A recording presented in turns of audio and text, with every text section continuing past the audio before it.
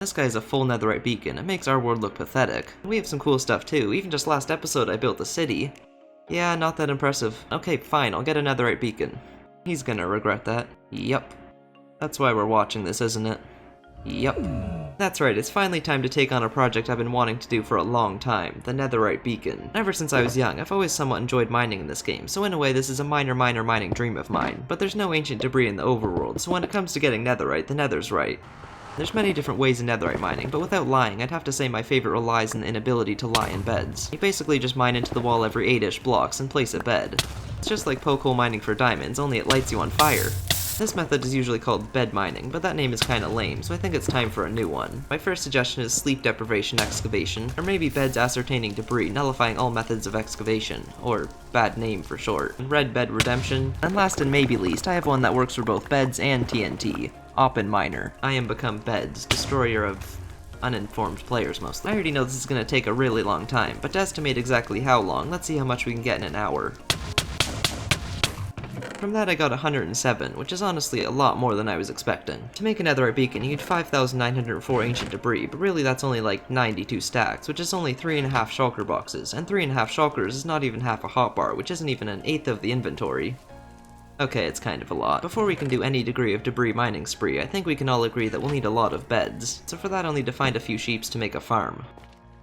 And for some reason I can't seem to find any around here, so I guess a wolf in sheep's clothing is good enough. Okay, this is why I don't like dealing with mobs. This herd of sheep's sheep-like behavior is unheard of. Bah. Alright, the sheep finally decide to be sheep-like and follow me down here. Because this place sells banners, I thought it'd be the perfect spot for the wool farm, or at least perfect enough to not need another building. This farm is by Silent Whisper and should shear enough sheep to keep up with the sheer amount I need. On top of the wool, or I guess below actually, we'll also need some wood. It's over by my bone meal farm. I also just added a brand new yet not breakthrough bamboo farm using the crafter's debut to craft the bamboo. After AFKing for a bit, I have a few shulkers of wool, so I guess we'll see how far this can get me.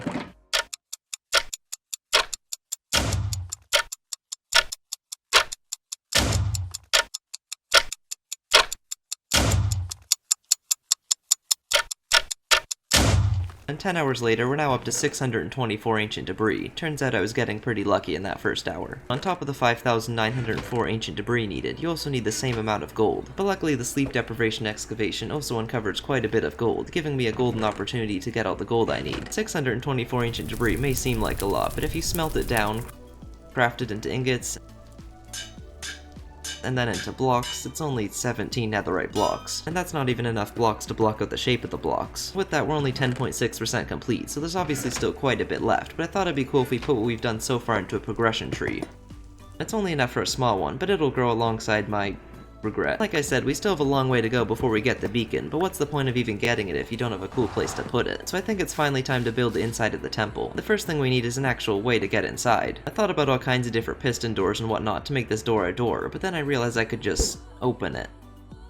To make the temple feel like it wasn't completely useless, a little while ago I filled this with sort of a structure for oxidizing fields of copper. So to make an allusion to David Copperfield's copper disappearing illusion, let's just raise a curtain and make it disappear. The main reason I'm building this is of course to display the beacon, but it's also finally going to give me a way down into my storage room, as this is what I've been doing for the past almost 2 years that I've had it.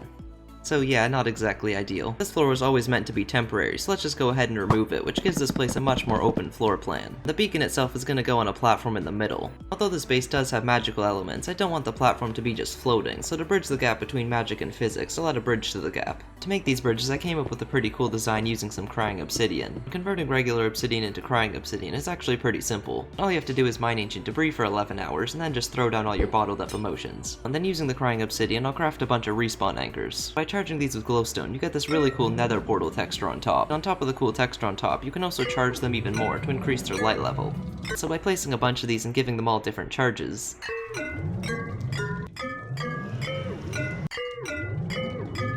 you can make a sort of gradient out of them, which will almost make it look like the beacon is the source of this magic. It's kind of expensive making it a pretty high grade gradient, but I think it looks pretty cool. Also, if you ever do this, make sure not to right click them or they will explode, but luckily I'm a professional, so I don't have to worry about that. We're also just going to cover these anchors to make sure the base is anchored and covered in safety. To make this beginning part of the bridge, I'll use some blackstone and tinted glass. And especially from above, this is already starting to look pretty cool. The next thing we're going to add in here is a pathway over to what will soon be the storage room entrance. But actually, before we continue building, it feels wrong to not have any mining going on, so I have a plan to fix that. Alright, so I'm going to set a timer for 8 hours, and we're each going to use a different netherite mining technique. You're using TNT, you'll use beds, and I'll mine. Whoever gets the most wins. And go. There we go, now they're mining for me, but I still have to mine. I don't want that, so now it's time for part B of the plan. Alright, so I'm going to set a timer for 8 hours, and whoever mines the most ancient debris wins. And go. There we go, now we can get back to building. Where were we? Alright. To get out of the storage room, I'm just going to add a bubble column into these corner pillars. When it comes to filling things with water, there's players who prefer water buckets and those who prefer ice, and in most cases I like using ice just because it can stack. Either way, it's a pretty good icebreaker. It's definitely a lot faster to get down than it is to get out, but really that's like comparing apples to oranges using beds, so I think it's between me and him. There's no way just mining is the fastest. I'm not sure what the most efficient way to place this is, but I think I'll just go with every 427 beds, place one down, look all around, 426 beds left to place. Why do I hear singing? Oh well, it's better than hearing the endless puns. And I guess it's nice to know there's 3 others doing this too, so we're all in this. To get there, I'll just bridge across the lava. There we go. It kind of feels like we just started, but I can already see the light at the end of the tunnel. Never mind, it's just fire. That pretty much sums up this entire experience from the Golden Quartz. Also keeps my pickaxe somewhat repaired, so that's pretty nice. Although I guess that won't work with the Silk Touch pick, so I have to make sure I'm using 4 ends, so now we just need to connect them to the middle. And for that I'll use some jungle wood, so that it welcomes you with jungle. This is not fun in games. Then for the railings I use some spruce slabs and stairs. I'm not really sure why I gave this railings, but not the rest, so I guess just like the bridge, I must have got derailed with designing. Bad pun, I'm guessing? Yep. Honestly surprised his videos don't get taken down for that. Alright, so far I have 24 ancient debris, so even if all 4 of us have the same, that's 92. Beds, place one down, look all around, 291 beds left to place first in this competition, so I'm not taking any breaks till the end of the 8th. Our bridges are all in now, so now we can decorate them. The first thing I want to add is some more of these sea serpent statues, but instead of building the exact same ones, I'll just remove the bottom part, drop it down, and then extend the tail. There we go, so now we can make 7 more of them, which might be starting to surpass a surplus of serpents, but I think it'll make this place look like it's ready to be exploded. Probably shouldn't stand here.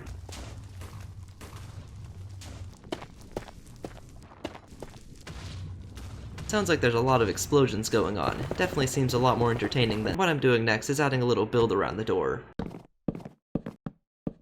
There's the structure done, so now we can fill it in with some mangrove wood and raw gold blocks. And then to finish it off, we can chain some slightly changed chained lanterns together. And yeah, that's definitely an entrance worthy of burning in an extra hot fire. That's better. Alright, I think that's enough building for now, so I think I'll just take a break while they finish.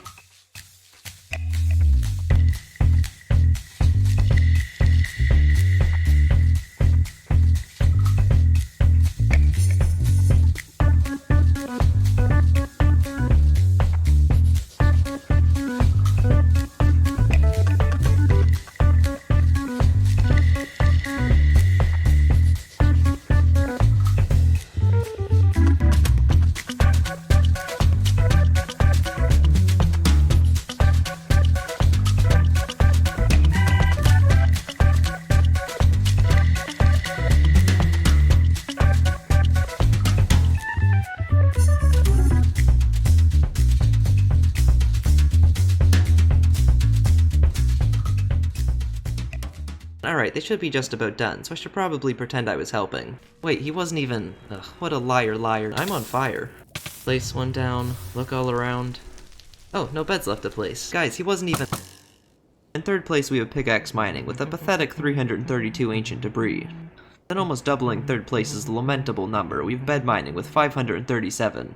And putting them all to shame, in first place we have TNT with 944 ancient debris. Wait, so what's the prize? If you say satisfaction of winning... That brings us up to a total of 2,437 ancient debris, which is just over 40% complete. And yeah, having a shulker full of ancient debris definitely feels pretty illegal. Even more than the efficiency 1 leather boots I got from taking down the mansion last episode. But anyway, let's split the ancient debris into 4, and then we might as well give it a touch of gold before crafting it into ingots. After forcing myself to tirelessly and/or tiredly mine for a total of 24 hours, we found that TNT is by far the fastest method. So before we continue building, I think I'll just finish up this TNT. It pretty much never explodes all of it at once, but I found the best way to place these is every 1 or 2 blocks. A lot of people don't know this, but TNT actually stands for trinitrotoluene. So hypothetically, if you were an oversharing but cooperative sports news anchor who tried to fly trinitrotoluene from East Africa to Pluto, you'd be known as the TMI TSN TP who said TTG TNT TWIMC and was TNA TFN renovation, wasting TOT with TSA's TOS, saying NITL to sending TNT from TIN to a TNO. If you're concerned about my sanity from doing this project, don't worry. It's been gone for years. And speaking of things being gone, and although TNT was by far the fastest of the 3 methods, the 8 hours didn't include the time it took to mine all the sand. To make a single box of TNT, you need 4 shulkers of sand, as well as 5 of gunpowder, so it's pretty expensive. But even if you do include the sand mining, it's probably still better than beds. And a lot less fire. Alright, so far we've used this much TNT for this much debris, so now it's time for a TNT spree.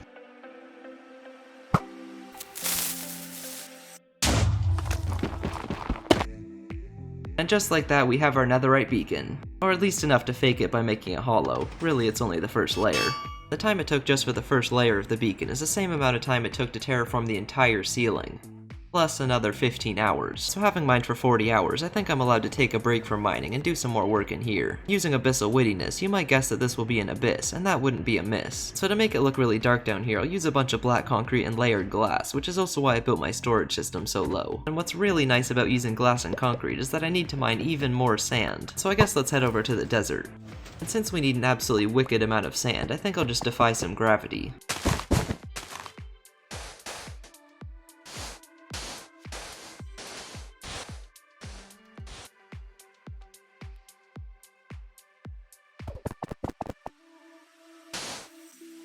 And now that the desert has been deserted by its sand, we should have enough. So using that, we can then incorporate some black dye from my squid farm, and now all that's left to do is build it. Turns out this isn't really much of a break from mining. Alright, there's the whole floor covered in concrete powder, giving the temple a really big powder room. So now it's time for the most and only satisfying part of using concrete powder, draining every last bit of sand-like quality from within it. Well, that got dark quickly. Right now you can pretty clearly see where the void ends, so to fix that I'll sorta just copy this stone design from the outside. But instead of using andesite and stone, I'll use some toughened stuff to fade to a darker tone, and then of course copy that design all the way around.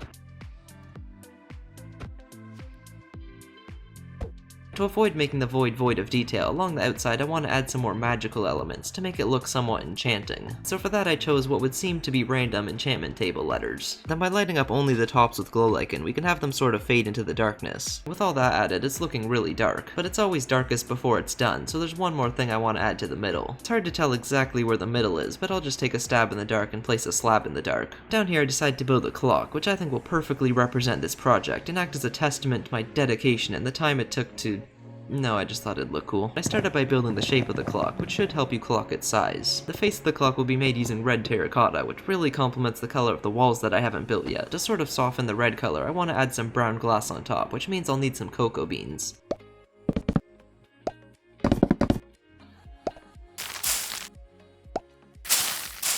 And there's all the glass added. To make the numbers, I for one thought Roman numerals would work pretty well. Each of the numbers that has a hand pointing to it will be lit up from underneath. So since there's no hands pointing to this area, we're creating a bit of a 5 o'clock shadow, but I think it looks pretty good. To give the rest of it some light, I'm using some glow lichen and working around the clock to light it up. The face of the clock is done, so now we just need to add all the gears and whatnot to give it some functionality. And lucky for you, I used up all my gear puns last episode, so you don't have to gear up for that. Making gears horizontal is definitely a lot harder, as you can't really use any stairs or slabs to make the little side bits. So the method I chose is just building a circle, then covering it with some random trapdoors. Alright, all of those went in as expected, so I guess making the clock work really was clockwork. Like I said, this is gonna be an analog clock, so to hold up the hands I'll use some slabs analog. To make the hour and minute hands I'll use some polished tough slabs, and then for the third, second hand I'll use some quartz. And there's all 3 of the hands added, which means that... Why is there a 4th... Okay. Not really sure what that was, but now the bottom part of the temple is finished. So I guess I should probably get back to mining.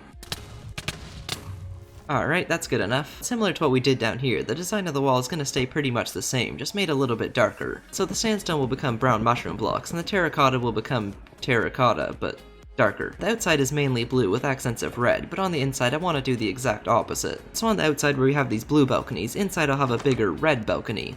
Knowing how much I love mining mangrove wood, I'll probably regret this, but around the balconies I'm replacing all the spruce wood with it. Cherry wood is very bright, so I was really cherry while designing, but using the trapdoors behind the mangrove one creates a really cheery design. In order to get up between the layers, I came up with the idea of adding stairs, and these will be made the same as the balconies, using some cherry wood behind mangrove. To finish these balconies, all that's left is to add some details. The first thing I'll add is a gong to play a strong song, and then a few plants along the side do no wrong. Then underneath I'll add some lanterns covered in these custom red banners, which I think looks pretty cool. But like I said, they're supposed to be a blue accent color, so above this balcony I'll add some warp trapdoors and signs. Then above this staircase I want to add some of the new oxidized copper bulbs. And speaking of new features, in order to get the beacon for the middle, I also want to try killing the wither with a mace. So in order to get both of those things, I think it's time I try a trial chamber. So I guess the first thing we need to do is get a trial chamber map from a villager. And of course I didn't bring enough emeralds. Yeah, that'll work. Alright, after a bit of convincing and potential convicting, I was able to get a map, so I guess let's head over there. And of course I'll make sure to sleep, as my only chance of survival is in my dreams. It's actually surprisingly dark in here, but I should be able to de-wax with my axe. Yeah, that's better. Actually, I guess I need these. That was kind of the whole point of coming here. Alright, first up we have a few skeleton spawners, so I think I'll just do this trial normally to, well, try it. Alright, from that I got 2 trial keys and some baked potatoes, but you can also get some pretty good stuff from the pots as well, and I don't like crafting them that much, so there's that too. There's also the chest, but I think they're there mostly for putting junk in. Oh, never mind, this one has a potential copyright claim. Anyway, on to the next room, and I think this one has the new mob in it, which I don't think is very hard to kill.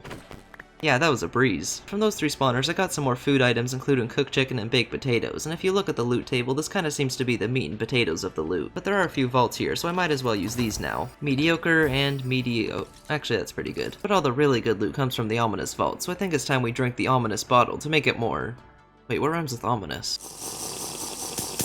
Here we go. Yeah, the mobs are definitely a lot stronger now, and I think there's more of them too, maybe even enough to fill an omnibus. There's one. And that gave us some more meat, but also our first ominous key. The loot from the ominous ones is definitely better. Obviously no mace yet, but they do have a certain uncommonness. Well, I guess that's better than potatoes. But that's not. I feel like these guys have cooler armor than I do. Vault number 2. What, in the daycare? Yeah, so the baby zombies, as per usual, are definitely the worst, and this room for some reason also seems to automatically remove your levels.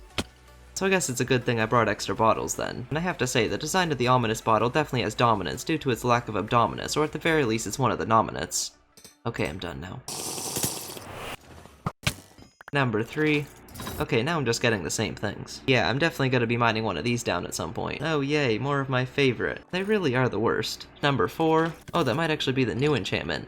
Never mind, it's punch. On top of getting the mace, I also want to get the Windburst 3 enchantment, which unfortunately is probably now the rarest enchantment in the game, having about a 5% chance of dropping Windburst 1 from an ominous vault, meaning you need to get at least 4 of them. Alright, I think this vault is finished now, so I guess let's go get another map. Oh nice, this one shows me where they all are. Ow, I guess this one's a trial by fire. I really can't do anything without you guys getting in my way.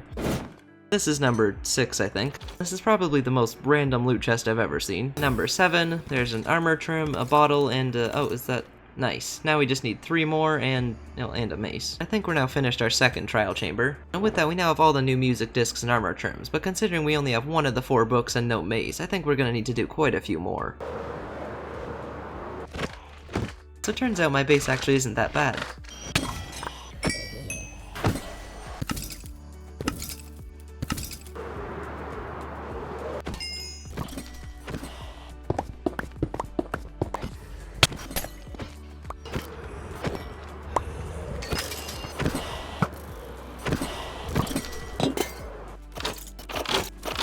After surprisingly only 10 trial chambers, I was able to get all of this, most importantly 10 Windburst books. And most importantly, I can now craft a mace to put those on. I swear this isn't personal. Oh wow, that's actually a pretty good boost. So the boost from the burst from the wind is definitely a win. For me at least. So I guess let's use the mace to get home, and then try to kill the wither.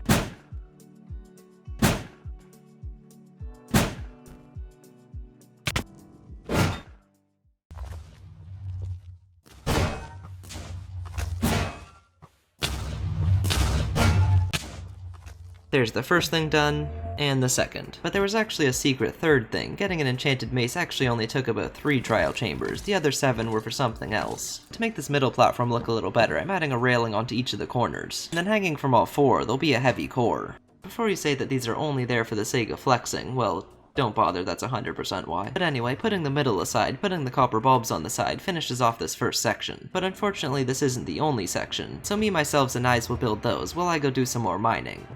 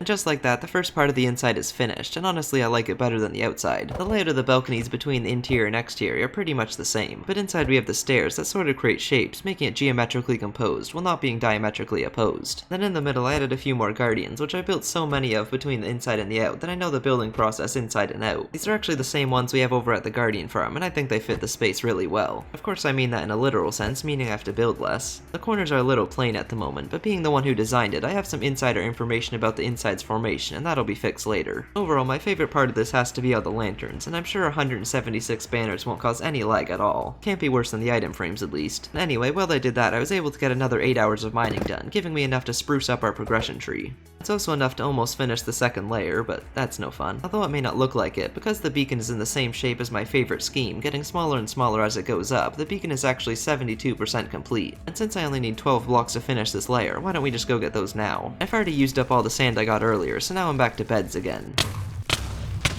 Now that I've mined for 47 hours, I'm starting to get a pretty good idea of the rates. So using beds, you get approximately a stack of ancient debris an hour, maybe a stack and a half if you're lucky. With TNT you can easily get around 2 stacks an hour, but at least with the beds you don't have to deal with sand, as it's coarse and rough and irritating and it gets everywhere. Surprisingly, the most annoying part of bed mining is actually the amount of food you go through, which I guess actually isn't that surprising considering all the explosions and fire, although I feel like I didn't take this much damage before. Yeah, so I might be losing it a bit, but I think they might have decreased the reach in the last update. I'm pretty sure I could place these 4 blocks away before. Alright, I checked the footage and turns out I could place them further before, so why? I'm probably still losing it though. But speaking of updates, it'd be really nice if beds could stack, and I don't really see any reason why they can't. And don't tell me it has anything to do with weight. Like I said, I've done 47 hours of mining, so why don't we just get that up to 50?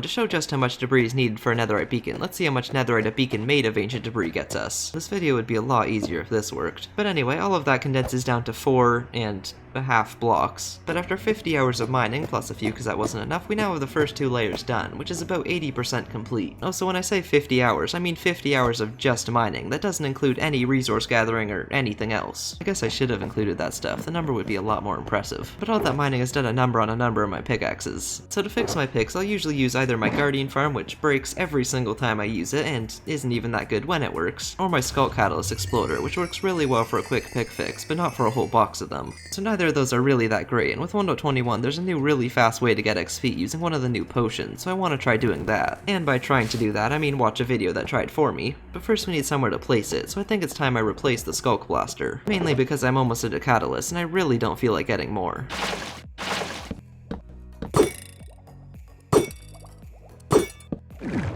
And basically how this works is you give the Iron Golem the infestation effect, then every time it's damaged by the magma, it spawns silverfish, which are killed by the tridents and drop XP. And yeah, this is a lot faster. On top of fixing all my picks, I also have all my shovels repaired, meaning I get to do some more sand mining. And there's all the shovels broken again, which was enough to get all of this. Before I started this video, this desert was, well, a desert, and now because of my mining to no end, instead of sand, it's just sad. So yeah, not exactly what I had in mind when I heard this was a sandbox game. But being a sandbox game, there's always another way to do something, so for this last 20%, I want to try building a tunnel bore. And again, when I say try, the main thing I'll need for that is slime blocks, which finally gives me a use for all the slimes that endlessly spawn in my base. Especially in this room, where they're absolutely everywhere. And since we're in this room, I have a few more subscriber flowers to add. That was a great segue. Besides all the slime and other redstone stuff, I need some ancient debris to put at the end of each module. And despite mining it for over 50 hours, I don't have a single piece, so I actually need to go mine for it. Okay, this better be enough. Here's the first module built, and it's actually a fairly simple build. So let's just go ahead and copy paste that a bunch to get the tunnel bore done without a ton of boredom.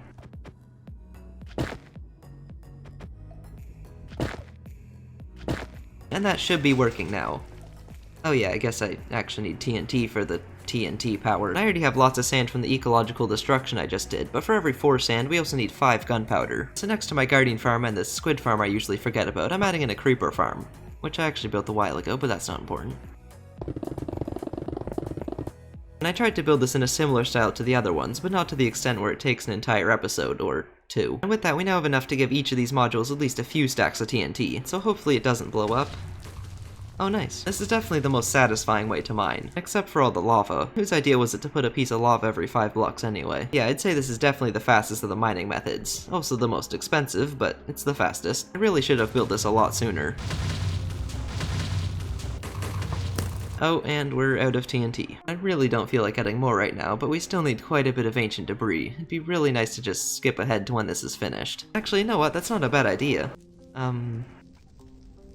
There it is. Alright, I'm leaving you in charge of the mining. You should easily be able to get enough to finish the beacon before I get back. Am I getting paid for this, or...? I probably won't learn how to use a time machine until a few years ago, so I guess let's just press this. Oh, actually, I think that sends me backwards. That little maneuver's gonna cost me 51 years.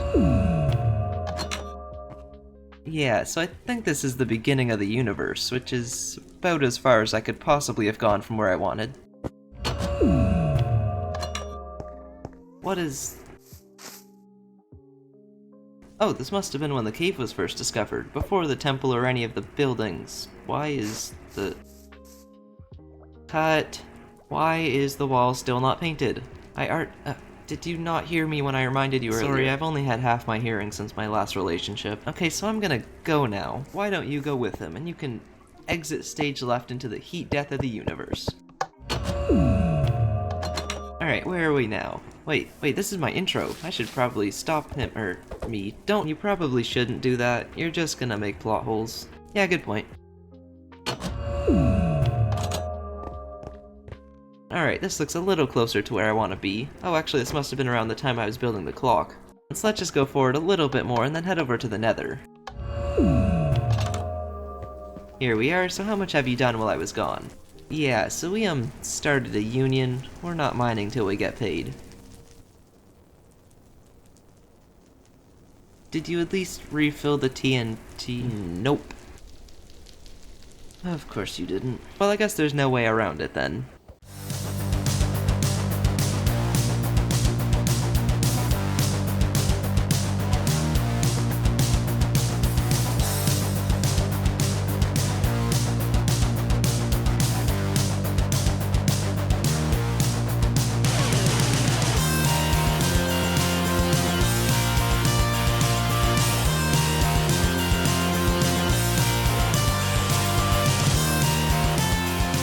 "11 hours and 15 minutes later, we now have all of this debris. By far the worst part of using this tunnel bore ended up not being the fiery lava pods, but the unending mobs and firing squads. So in order to combat the need of combat, I built this part, which moves a bunch of piglins along with the rest of it, and fills the mob cap to stop anything else from spawning. And that worked perfectly for a few hundred blocks before the boar-like mobs got bored of the tunnel bore and somehow escaped. So I tried a few times to keep the pigs in a basket, but every time they seemed to rather make a pigliny blanket over the ground. So I pretty much just gave up on the tunnel bore, and most of that 11 hours and 15 minutes was spent just regular TNT mining. But 11 hours and 15 minutes is a really unsatisfying place to stop, so the reason I didn't go to 12 is we now have all 1224 ancient debris needed to finish the beacon. So let's just go ahead and convert all that.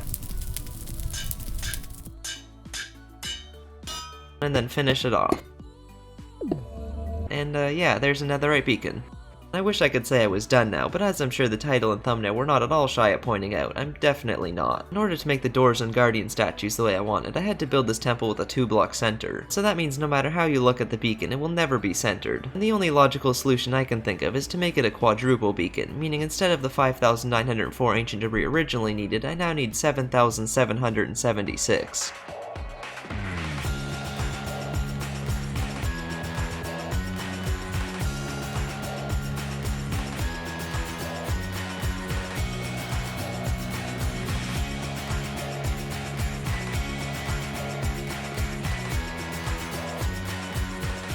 There's another 32 netherite blocks, and with that we're getting really close to the finish line. So to push it further away, let's finish off the interior. And like I said earlier, these corners are looking pretty plain. So to fill the space in each of the corners, I'll add in some filler pillars. And these pillars will be red, much like a lot of this interior. And the netherrack I've been staring at for 75 hours. To make the pillars fade into the dark like everything else down here, as you can't see, I'm starting with some black terracotta and nether brick. I'll then use some nether wart block, and since I'm finally building something red without using mangrove, I needed something else that was a pain to get, and for that I chose red nether brick. That's the gradient done, so the rest of it will pretty much just be concrete. I thought about putting all kinds of different details and whatnot on these pillars, but I think I like it best as just solid concrete, which is some pretty concrete evidence that your builds don't always have to be super detailed. There's the first one done, but like I said before, there's meant to be 4.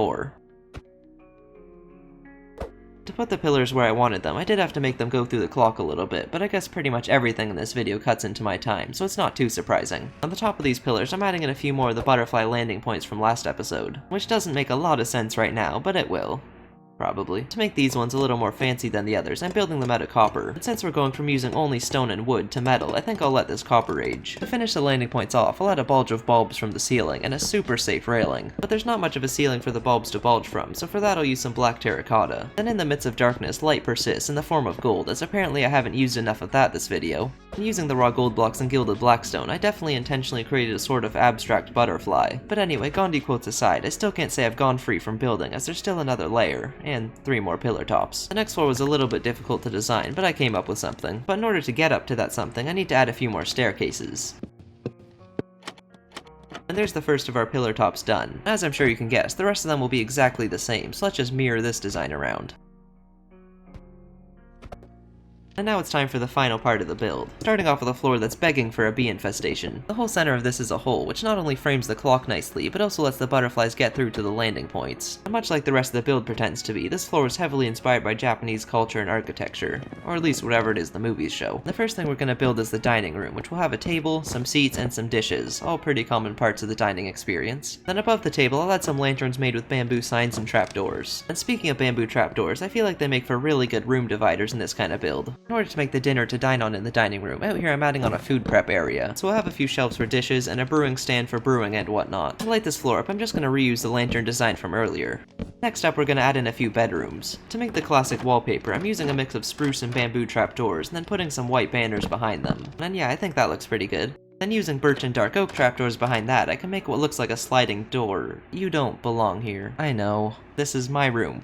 Property of... The next room is over in this corner. I'm not really sure what it's supposed to be, but it's gonna have a red and gray carpet, a table with a bell, and a few red posts. I'm also not sure what these are supposed to be, but if you place a few banners on top of each other, it makes this really cool, maybe, curtain design? Beside whatever that room is, I'll have a candle making place that makes the candles for the base. So to do that, I'll use some cauldrons with different colors of wax in them, and above that I'll have a few wicks dipping into them. This one's name is John, stay away from his dog. And using a mixture of glass panes and fences stops them from attaching. Beside that, I'll have another table displaying some of the candles, as well as a massive one. I was originally going to have a few of these somewhere down there, but now it's just a big candle. The final section is a garden, so here we'll have some bamboo and a couple of small trees. Then using the side of pillar cords, you can add in the rake lines you see in Zen gardens. And if you use the top of it, you can also make some circles for going around small stones. Now all that's left to do is add a few paintings and this floor is done. But we still need to wait for the butterflies to get in here. Nothing too exciting, so nothing to blow the roof off for, but I am gonna blow the roof off. There, and now they have a way to get in. Although, not a very nice one. So over this hole, I'll add in another little roof. This top part of the roof was always a little bit too dark, so even if the butterflies didn't exist, I feel like this is still a better design. Although I'm not a big fan of having this hole in the roof, so I came up with a design to mask it. Basically, I'll have these big mechanical flaps that'll open and close to not only cover the hole, but also let the butterflies know when to come in. These will mostly be built out of cyan wool, so I guess we'll just dye all the sheep in our farm. That should be enough, so let's just use a totem of undying to switch them back. Alright, there's the first of the flaps done. And yeah, without looking too closely, it almost looks like the roof just continues. This is what it looks like from the inside, so not too bad, but I feel like it could be a little more mechanical. So up here I'll just add a few gears, which I probably definitely copied from the workshop. And there's all the butterfly flaps done, but just to further show how they work, I think I want to open one of them. Yeah, that looks pretty good. And with those in place, the temple interior is finally finished. That is all except one final piece. I'm talking about the beacon, so why don't we finish that off too?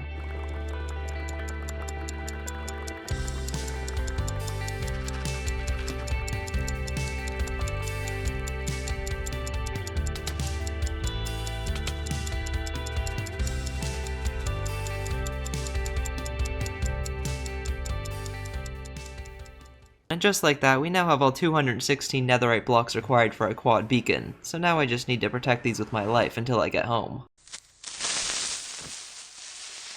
Well, that could have been bad. Obviously joking, if that happened you wouldn't be seeing this video, or me ever again, but after 82 hours of mining and who knows how much sand and other material gathering, the beacon is finally finished, so now all that's left to do is activate it. At the end of almost every single video, I always say that I've done a little too much for one episode, and yeah, I think I might have done it again. So after all those hours of building, mining, and trial chambering, I think it's time to end this one. So thanks for watching and see you all in the next episode.